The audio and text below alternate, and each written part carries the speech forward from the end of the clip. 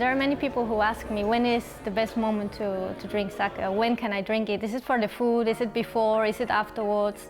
And basically I tell people that you can drink sake at any moment. In Japan, you can have sake as you will have wine here or as we have beers.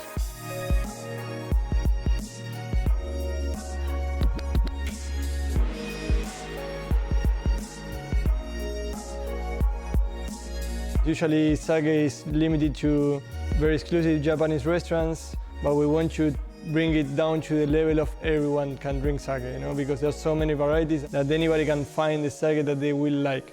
We are 100% sure about that.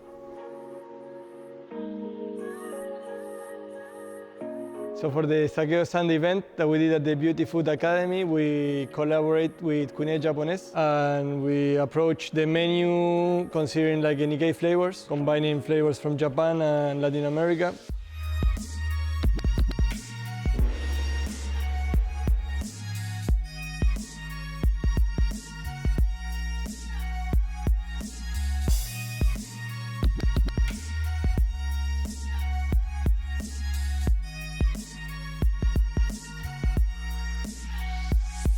For the event, we chose 9 very different sakes, so you can kind of divide them into different categories. I would say I had a couple that was more like aperitifs. Then I had some that were really good for the food and very versatile. Then I had a few that were more digestive, and there was one that was specially thought for the desserts. Drinking sake is many times easier when you have it together with food. And in Japan, there is a really nice saying, "Nihonshu wa ryori wo erabanai." And it means that sake never gets into fights with the food.